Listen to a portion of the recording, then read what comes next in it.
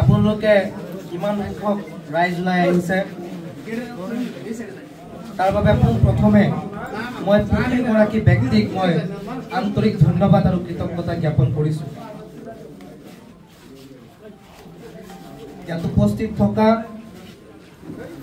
মোৰ আদৰ্শ, মোৰ চালিকা শক্তি, মোৰ পিতৃ ৰূপহীয়া সমষ্টিৰ বিধায়ক নুৰুল হুদা ডাঙৰীয়া, মোৰ মাতৃ ৰায়হানুল মেৰাজ ডাঙৰীয়ানী, উপস্থিত থকা সন্মানীয় ব্যক্তিসকল, বয়োজ্যেষ্ঠ মুৰব্বীসকল, যুৱক বন্ধুসকল, ইতিমধ্যে মোৰ আব্বাই গোটেই কথাখিনি আপোনাৰ আগত দাঙি ধৰিছে। খুব গভীৰ এটা ষড়যন্ত্ৰ মোৰ বিৰুদ্ধে কৰা হৈছিল। এটা দল মোৰ পিছত লাগি গৈছিল কেনেকে মোক মোৰ ভৱিষ্যতটো নষ্ট কৰিব পাৰে, কিদৰে মোক অপৰাধী সজাই সমাজৰ পৰা নাইকিয়া কৰিব পাৰে। আসল কথাটো আছিল যে মোৰ পিতৃ বিধায়ক, অসমৰ সংখ্যালঘুৰ এজন পৰিচিত নেতা।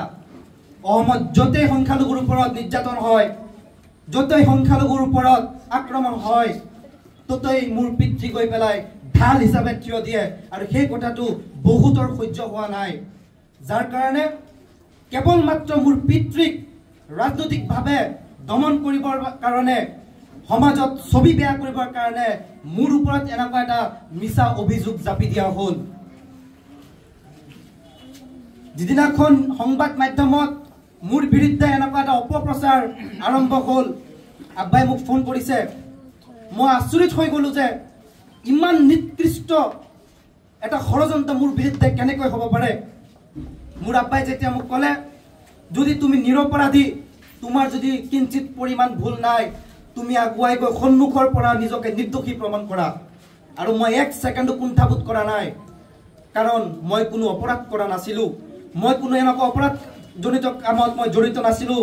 সেইকাৰণে মোৰ পিতৃয়ে কোৱাৰ লগে লগে মই উলনি থানাত গৈ পেলাই উপস্থিত হৈছোঁ। প্ৰায় 6 ঘণ্টা জোৰা মোক জেৰা কৰা হ'ল, 2 তৰপীয়াভাৱে জেৰা কৰা হ'ল। উলনিৰ OC, কলিয়াবৰৰ SDPO প্ৰথম পৰ্যায়ত মোক জেৰা কৰিলে। পৰৱৰ্তী সময়ত নগৰ আৰক্ষী অধীক্ষক ডাঙৰীয়া আহি তেওঁ জেৰা চলালে। ক্ৰছ ষ্টেটমেণ্ট হ'ল, যিজন মেইন একিউজ আছিলে, যিটো ভুৱা এটা বাতৰি ওলাইছে আৰু যাক মূল অভিযুক্ত হিচাপে নিউজত দেখাইছে জামাল বুলি, সকলো